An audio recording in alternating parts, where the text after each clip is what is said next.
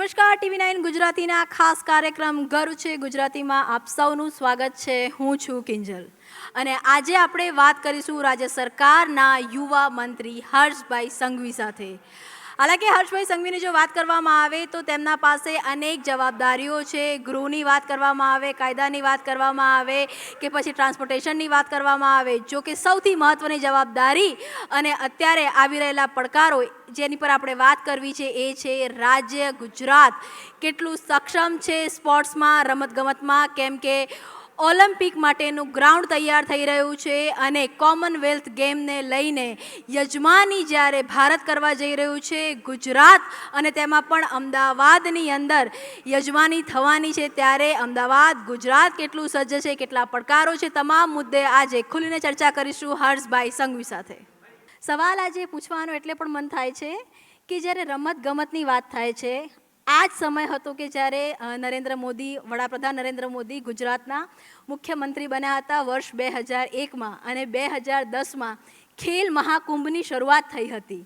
હવે જવાબદારી ક્યાંક ને ક્યાંક તમારા પર છે અને છેલ્લા કેટલાય સમયથી આપ જે રીતે વિદેશમાં જઈ રહ્યા છો, કોમનવેલ્થ ગેમને લઈને બેઠકો કરી રહ્યા છો, કેટલું એક્સાઇટિંગ તમારા માટે પણ છે, એની સાથે કેટલો પડકાર લાગે છે, કેમ કે દેશ અને દુનિયા જે ચહેરાને જોઈ રહી છે, ગુજરાત મોડલ જે વૈશ્વિક સ્તરે છે, અને એનો એક મહત્ત્વનો પ્રોજેક્ટ કોમનવેલ્થ ગેમ 2010માં ભારતમાં યોજાઈ હતી, આ વખતે યોજાશે એના પૂરા પ્રયાસ થઈ રહ્યા છે અને એમાં યજમાની અમદાવાદ કરી રહ્યું છે. કેટલી મોટી જવાબદારી હર્ષ સંઘવીને પોતાના ખભે લાગી રહી છે.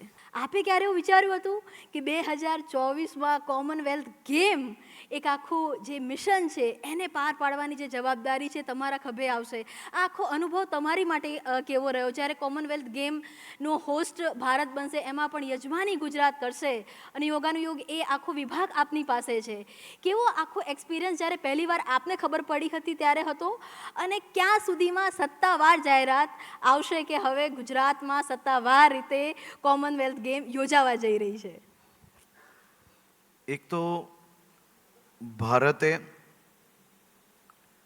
અમદાવાદને 2030ના કોમનવેલ્થ હોસ્ટ સિટી તરીકે આદરણીય પ્રધાનમંત્રીજીના નેતૃત્વમાં જે કેબિનેટ મળી હતી એમાં હોસ્ટ સિટી તરીકે આપણે લોકોને ડિક્લેર કર્યા છે. અને એઝ એન હોસ્ટ સિટી આપણે લોકોએ 2030 કોમનવેલ્થ ગેમ્સ માટે ઓફિશિયલ બિડિંગ એ કરી લીધું છે. એની અનેક એના પછીના જે પ્રેઝન્ટેશન્સ હોય છે એ બી કરવામાં આવ્યા છે. આપણે આ કોમનવેલ્થ ગેમ્સની જે બિડિંગ પ્રોસેસ છે એના અનેક નિયમો છે, અને નિયમોના કારણે હાલમાં આપણે કઈ સ્થિતિએ છે, શું ચાલી રહ્યું છે, એ ડિટેલ્ડ હું અહીંયા વાત નહીં કરી શકીશ, કારણ કે એ આપણા બિડને નુકસાન પહોંચાડી શકે છે. તેથી હું માત્ર એટલું જ આપણે કહેવા માંગુ છું કે ભારતમાં પ્રધાનમંત્રી શ્રી નરેન્દ્રભાઈ મોદીના નેતૃત્વમાં અને ગુજરાતમાં મુખ્યમંત્રી શ્રી ભૂપેન્દ્રભાઈ પટેલના નેતૃત્વમાં અમદાવાદ, ગાંધીનગર અને ગુજરાતના અનેક બીજા ક્ષેત્રોમાં ખૂબ મહત્ત્વની અલગ અલગ ઇન્ટરનેશનલ કોમનવેલ્થ ગેમ્સ અને બીજી બી એનાથી બી મહત્ત્વની ગેમ્સ આપણે લોકો ગુજરાતમાં લાવવામાં સફળતા પ્રાપ્ત બી કરી છે, અને એના સિવાયની બી ગેમ્સ માટે આપણે લોકો હમણાં વર્કઆઉટ કરી રહ્યા છે. જેમ કે 12,000થી વધારે ઇન્ટરનેશનલ પોલીસ ઓફિસર્સ અને ફાયર ઓફિસર્સ, આ international police and fire games જે હોય છે એ બહુ પ્રેસ્ટિજિયસ ગેમ છે, અને જેમાં 12,000થી વધારે એથ્લીટ્સ પાર્ટ લેતા હોય છે. એ બી હોસ્ટ સિટી તરીકે અમદાવાદ છે. મારે અહીંયા બેઠેલા મારા સૌ મિત્રોને વિનંતી છે કે આપ સૌ લોકો જ્યારે સમય મળે ત્યારે હાલમાં જ એશિયન એક્વેટિક્સ ચેમ્પિયનશિપ 2025 એ અમદાવાદમાં ચાલી રહી છે. પોલો આપણે ગ્રાઉન્ડ પર રમતા તો અનેક વાર જોયું હશે, ટીવી પર, વિડીયોઝમાં, અને વિદેશની ધરતી પર આપણે આ પ્રકારની રમતો લોકો જોવા માટે ખૂબ ઉત્સુક હોય છે. પરંતુ કદાચ તમને અંદાજો નહીં હશે કે એ વોટર પોલોની સંપૂર્ણ ઇન્ટરનેશનલ કક્ષાની વ્યવસ્થાઓ આપણે અમદાવાદમાં બનાવવા માટે સફળતા પ્રાપ્ત થઈ છે. અને હમણાં ટોટલ 28 દેશોના 1200 જેટલા ટોપ મોસ્ટ ખેલાડીઓ એ અમદાવાદમાં એક્વેટિક્સ ટુર્નામેન્ટમાં ભાગ લેવા માટે આવ્યા છે. હર્ષભાઈ, સવાલ આખો એ છે ને પૂછવાની પણ મને એટલે જ થાય છે કે એક સમય હતો કે જ્યારે સ્પોર્ટ્સની વાત થતી હતી ત્યારે ગુજરાતમાંથી ઘણા ગાંઠ્યા રમતવીરો હતા, એ નેશનલ સુધી પહોંચી શકતા હતા અને ક્યાંક ને ક્યાંક સવાલ ઇન્ફ્રાસ્ટ્રક્ચર પણ ઊભો થતો હતો.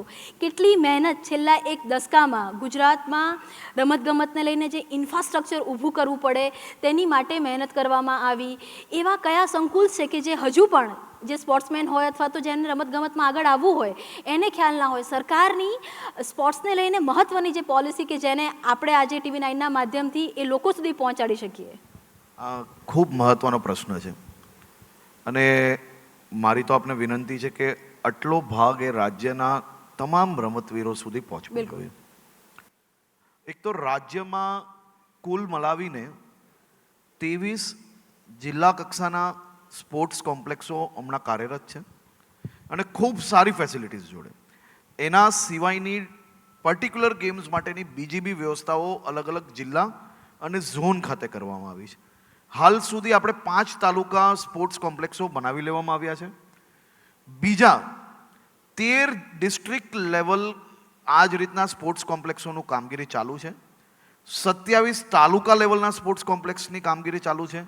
એટલે મોટા મોટી ગુજરાતના આ વર્ષના એન્ડ સુધી તમામ જિલ્લાઓમાં district level sports centres available હશે. તમે ડાંગથી નીકળો ને અંબાજી સુધી પહોંચો કે આ બાજુ ગીર સોમનાથથી તમે અમદાવાદ સુધી આવો, તમામ ડિસ્ટ્રિક્ટ હેડક્વાર્ટર્સની આસપાસમાં આ ડિસ્ટ્રિક્ટ સ્પોર્ટ્સ સેન્ટર્સની ફેસિલિટીઝ અવેલેબલ હશે. એની જોડે જોડે જાણે કે સાણંદમાં તમે જાઓ તો સાણંદ તાલુકો જ એટલે કે સાણંદના આસપાસના 100-150 ગામની વચ્ચે બી એક તાલુકા લેવલ સ્પોર્ટ્સ કોમ્પ્લેક્સ બને એવી વ્યવસ્થાઓ આપણે આખા ગુજરાતમાં કરવા જઈ રહ્યા છે, જેથી ભવિષ્યમાં વધુ ખેલાડીઓને આપણે સ્પોર્ટ્સ તરફ કન્વર્ટ કરી શકીએ, એ લોકોને આપણે એ તરફ એટ્રેક્ટ કરી શકીએ. આના સિવાય ખેલ મહાકુંભની વાત હું પછી કરું છું આપણે, પરંતુ આપને જાણીને આનંદ થશે કે ગુજરાત ગવર્મેન્ટ આખા દેશમાં એક જ સ્ટેટ ગવર્મેન્ટ એવી છે કે જે ઇન સ્કૂલ એક સ્કીમ ચલાવે છે. એ ઇન સ્કૂલ સ્કીમમાં બાળકોને ભણવા અને ભણવા જોડે જોડે એની પ્રેક્ટિસ, આ બે વસ્તુ માટે પ્રતિ બાળક આપણે જે પ્રાઇવેટ સ્કૂલ્સ છે, જે સંસ્થાની સ્કૂલ્સ છે, જેમની પાસે સારા પ્લેગ્રાઉન્ડ્સ અવેલેબલ છે, જેની પાસે કોચ અવેલેબલ છે, અને એના સિવાય આપણે એને ઇન્સ્ટ્રુમેન્ટ્સની સહાય કરતા હોઈએ છીએ. કુલ મલાઈને પ્રતિ બાળકની પાછળ 40,000 રૂપિયા જેટલો ખર્ચ દર વર્ષે સ્ટેટ ગવર્મેન્ટ એ આવી સંસ્થાઓને આપી રહ્યા છે, જેમાં 1 લાખ જેટલા સ્ટુડન્ટ્સને ભવિષ્યની અંદર આપણે આ સ્કીમની અંદર લાભ આપવાના છે, જેથી લોકોની અંદર સ્પોર્ટ્સ કલ્ચર ડેવલપ થાય. હવે ઇન સ્કૂલમાં જે પ્લેયર્સ સારું પરફોર્મ કરી રહ્યા છે, જે લોકો સ્ટેટ લેવલ પર જઈ શકતા હોય, જે લોકોમાં આપણે સ્કિલ દેખાય કે કોઈની હાઇટ સારી છે, તો આપણે ટેલેન્ટ હન્ટિંગના માધ્યમથી એ લોકોને બાસ્કેટબોલ, વોલીબોલ આ પ્રકારની ગેમ્સ તરફ એ લોકોને વાળતા હોઈએ છીએ. જે સારો એથ્લીટ હોય, જે સારું દોડી શકતો હોય, એ લોકોને એથ્લેટિક્સ તરફ આપણે વાળતા હોય છે. અલગ અલગ સ્કિલના આધારે પ્લેયર્સ શોધીને 5430 જેટલા પ્લેયર્સ એને આપણે DLSSના લાભાર્થી બનાવ્યા છે. DLSS એટલે શું છે?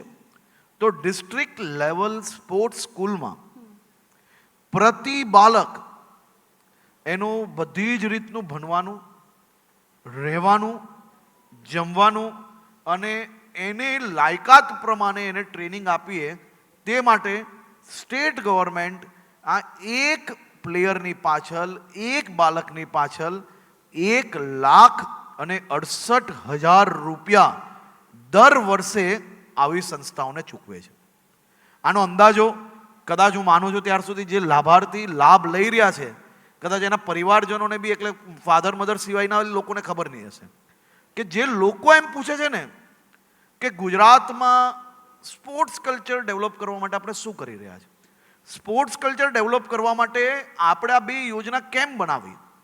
આપણે નથી ચાહતા કે બાળકો માત્ર ને માત્ર સરકારી વ્યવસ્થાઓમાં જ તૈયાર થાય, એને જ્યાં ગમે ત્યાં ભણે, જે એરિયાની અંદર એને કોચ ગમતા હોય, જે સ્કૂલ્સની અંદર, જે આવી ઇન્સ્ટિટ્યૂટની અંદર જ્યાં કોચ ગમતા હોય ત્યાં જ જઈને ભણે, ત્યાં જ જઈને પ્રેક્ટિસ કરે, તેથી એનું સ્કિલ ડેવલપ થાય અને એના પછી જે આપણા નેશનલ પ્લેયર્સ છે અને જે વધુ સારું કરી શકે તે માટે શક્તિદૂત યોજના. શક્તિદૂત યોજનામાં હમણાં એટલે આજ સુધી આપણે પ્રતિ પ્લેયર વર્ષે 30 લાખ રૂપિયાને વિદેશમાં કે ક્યાંય બી ટ્રેનિંગ કરવી હોય તો એ ટ્રેનિંગ એ કરી શકે તે માટે આપણે લોકો 30 લાખ રૂપિયા સુધી આપીએ છીએ. જે યોજનામાં હમણાં જે લાભાર્થી છે એના કરતાં 10 ટાઈમ્સ વધારે લાભાર્થી બની શકે તે માટે દિવાળીની આસપાસ શક્તિદૂતની બી નવી યોજના અમે લોકો લોન્ચ કરવાના છે.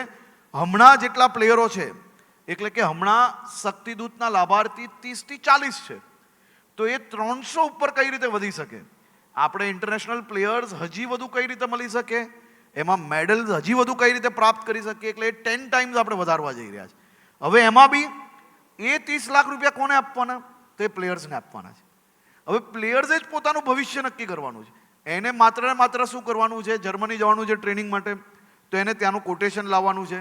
એને પોતાની જો ધગસ હશે તો જરૂરથી એને વર્લ્ડની અંદર જ્યાં બી ટ્રેનિંગ જોઈએ તો એ ટ્રેનિંગ એને લાભ મળી શકશે. આ 30 લાખ રૂપિયા જે મેક્સિમમ રકમ છે એ રકમ બી વધારી રહ્યા છે, જેના કારણે આપણે નવા ઓલિમ્પિયાડ્સ ડેવલપ કરી શકીએ, નવા ઇન્ટરનેશનલ પ્લેયર્સ વધુ ડેવલપ કરી શકીએ, એ માટેની આ વ્યવસ્થા છે. એના સિવાય આપણે હાઈ પરફોર્મન્સ સેન્ટર્સ નડિયાદ છે, આ જ પ્રકારે ડાંગના સાપુતારામાં છે, આ બધી જ જગ્યા પર હાઈ પરફોર્મિંગ સેન્ટર જે છે ત્યાં બેસ્ટ ફિઝિયો, બેસ્ટ ન્યુટ્રિશન એને મળી રહે, એનું રહેવાની વ્યવસ્થાઓ બેસ્ટ હોય, એની પાસે બધી જ પ્રકારની વ્યવસ્થાઓ હોય. અને એના સિવાય હવે પછી આપણે ઇન્ડિયાનું સૌથી પહેલું સ્ટેપ જે લેવા જઈ રહ્યા છે, જે હાલ સુધી આટલું મોટું ઇન્વેસ્ટમેન્ટ અને એની આખી ટીમ એ કોઈ બી રાજ્યએ કરી નથી. હું માનું છું ત્યાર સુધી આપણું એશિયાનું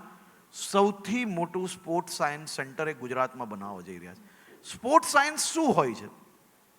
સ્પોર્ટ્સ સાયન્સ એટલે રનર્સની એના સ્ટેપની મૂવમેન્ટ કેવી રીતે પડી રહી છે, એની ઇન્જરી કઈ રીતે ઓછી થઈ શકે, એનો ટાઈમિંગ છે એ કઈ રીતે ઓછું થઈ શકે, ટેબલ ટેનિસ રમતો પ્લેયર છે તો એના એ બેટ કઈ રીતે પકડે છે, એની મૂવમેન્ટ કઈ રીતે છે, એની આવનારા ટાઈમની અંદર કોની જોડે મેચ છે અને એ મેચ જે ઓપોનન્ટ જોડે છે એ કઈ રીતે રમી શકે છે, અને એના માધ્યમથી એઆઈથી એને સોલ્યુશન્સ અને સાથે સાથે એની ઇન્જરીઝ કઈ રીતે ઓછી કરી શકીએ તે માટે આ ઇન્વેસ્ટમેન્ટ કરી રહ્યા છે આપણે.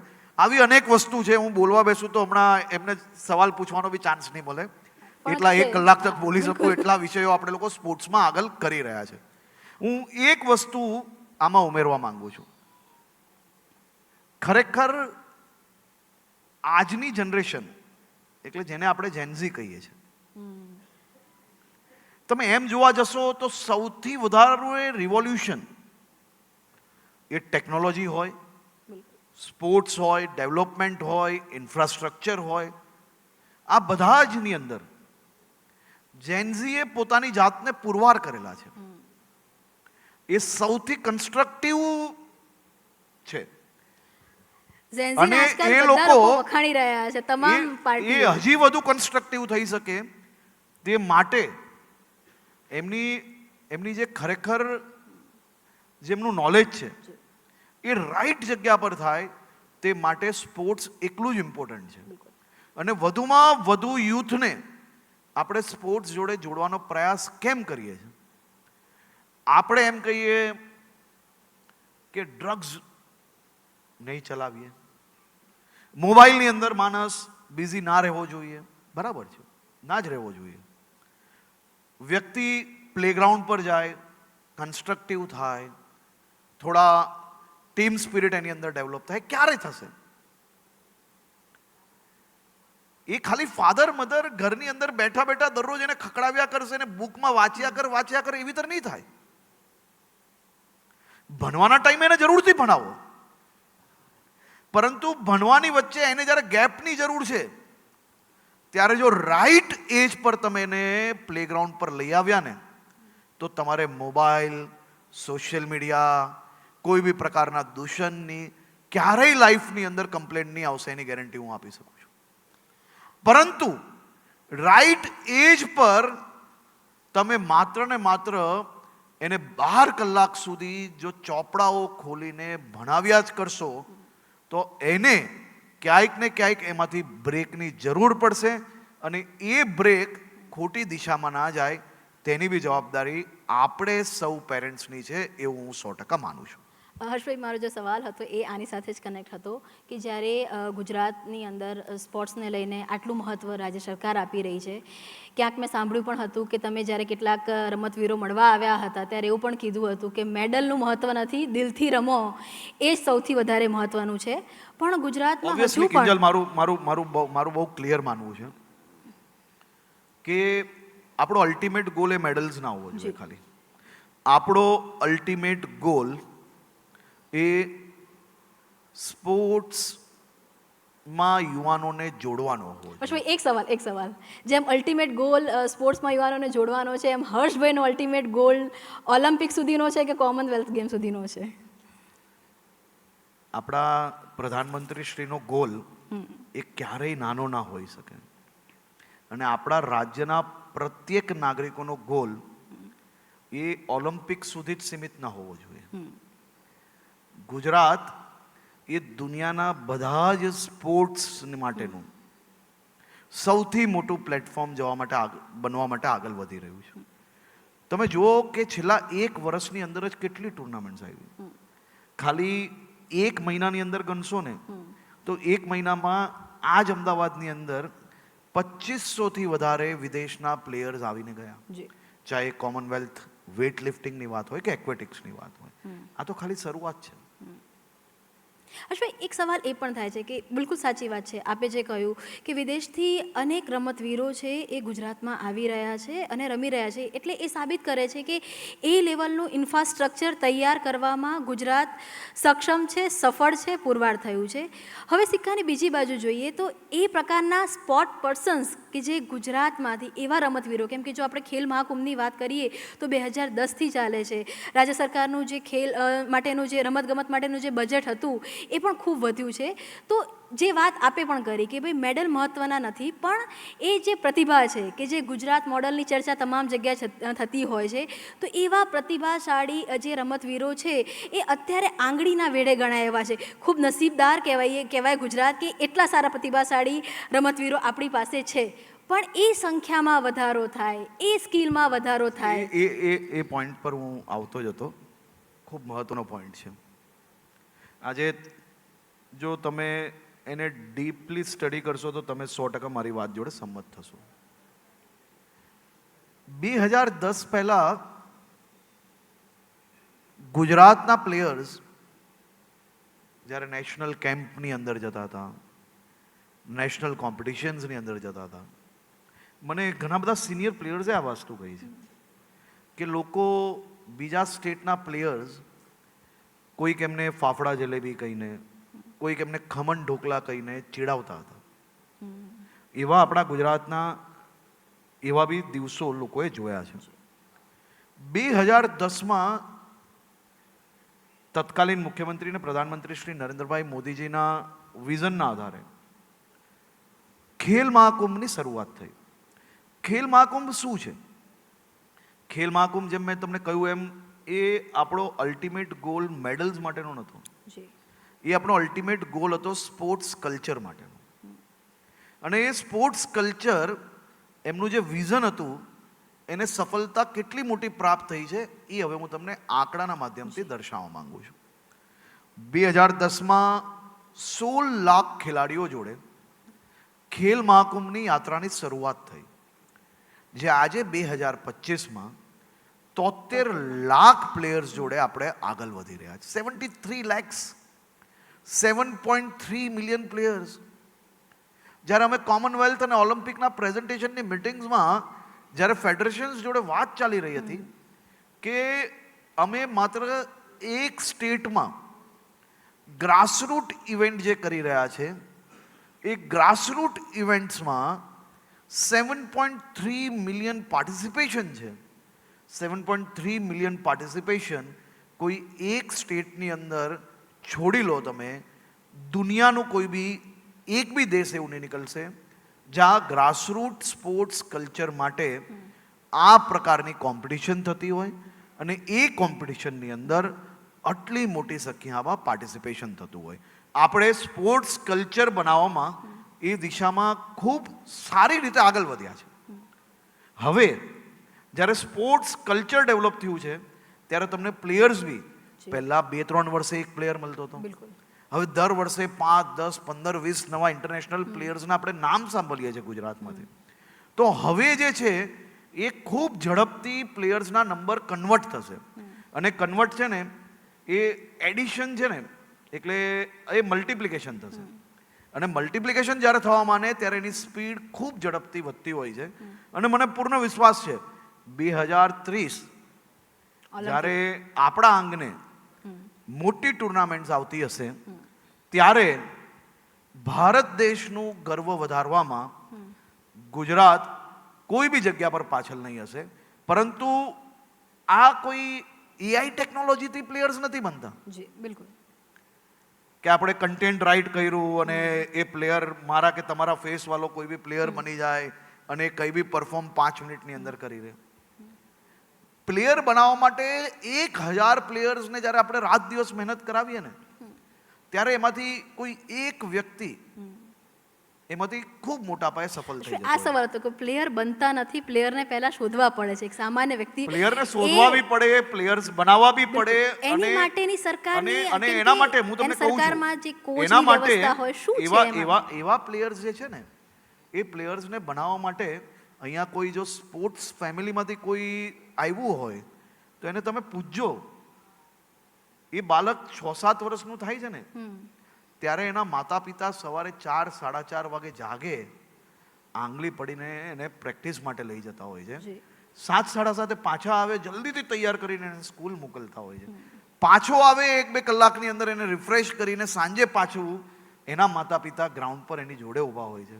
આવા 15 વર્ષ એ માતા પિતાના એના બાળકો માટે નીકળે ને સાહેબ, ત્યારે એક પ્લેયર આપણા દેશને મળતો હોય. આ કોઈ કઈ રાત્રે ઊંઘ્યા ને સવારે વિચાર આવ્યું ને પ્લેયરો ડેવલપ થઈ જાય એના માટે નહીં, પરંતુ નરેન્દ્રભાઈ મોદીના વિચારોથી આપણી સરકારે શું બદલ્યું?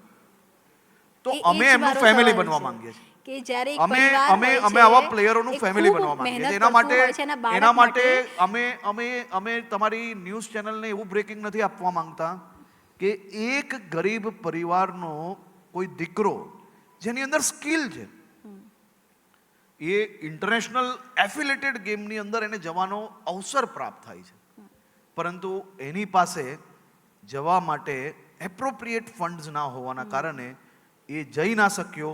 એવા બ્રેકિંગ અમે તમને નથી આપતા, એ સાચી વાત છે.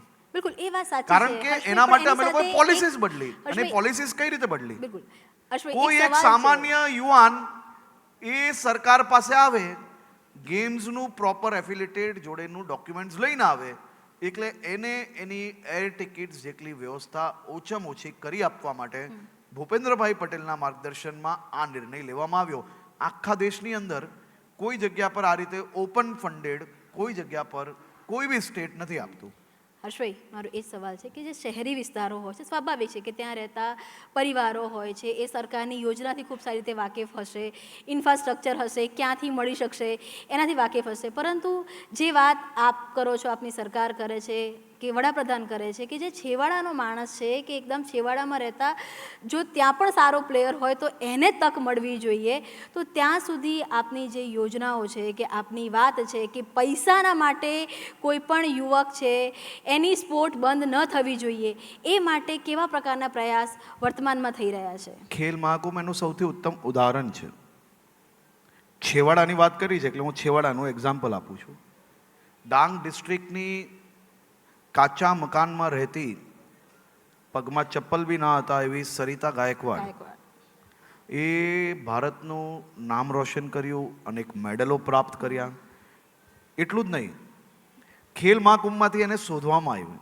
આજે આપણે ટેલેન્ટ હન્ટિંગ જે કરીએ છીએ એમાંથી જે પ્લેયર્સ આપણે પ્રાપ્ત થયેલી એને બધી જ વ્યવસ્થાઓ બી થઈ અને એ મેડલ બી લાવીને આજે રાજ્ય સરકારે એને નોકરી પણ આપી. ગુજરાત ગવર્મેન્ટમાં, ગુજરાત પોલીસમાં એ આસિસ્ટન્ટ કમિશનર ઓફ પોલીસની જવાબદારી બી નિભાવી રહી છે. એટલે મેં તમને કહ્યું એમ બધી જ વ્યવસ્થાઓ આપણે ઓપન ફોર્મેટની અંદર આ વસ્તુ હું તમને કહું છું કે પ્લેયરનું સ્કિલ હશે તો એની પાછળનો ખર્ચ શું છે ને એ કોઈએ નથી જોવાનું.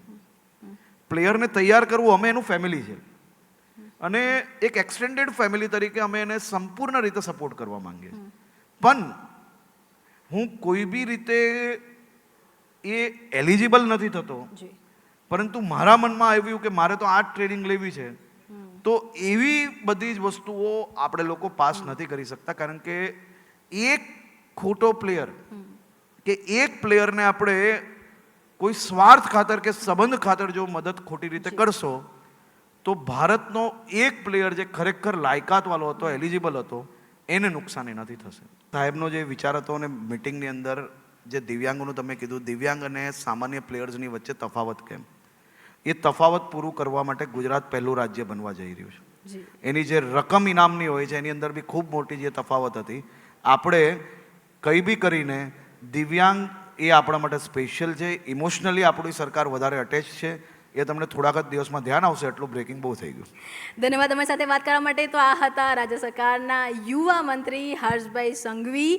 અને એક મુદ્દા ઉપર વાત કરી, જે સ્વપ્ન હંમેશા વડાપ્રધાન નરેન્દ્ર મોદી માટે એવું કહેવાતું હોય છે કે ખુલ્લી આંખે સપના જોતા હોય છે અને એ સપનાને સાકાર કરવા માટેના પૂરા પ્રયાસ કરતા હોય છે. ખેલ મહાકુંભ એમનું એ સપનું હતું 2010નું કે જ્યારે પાયો નંખાયો હશે ઓલિમ્પિકનો, કે જે આપણને ધ્યાનમાં નથી આવ્યો, પરંતુ જ્યારે હવે ખેલ મહાકુંભથી લઈ અને ઓલિમ્પિક સફરની વાત થઈ રહી છે, કોમનવેલ્થ ગેમની વાત થઈ રહી છે, ત્યારે આ તમામ મુદ્દાઓ છે તે ધ્યાનમાં આવી રહ્યા છે. અને આ સ્વપ્નને સાકાર અત્યારે ભૂપેન્દ્રભાઈ પટેલની સરકાર છે તે કરી રહી છે. હાલ માટે આટલું જ. મને રજા આપશો.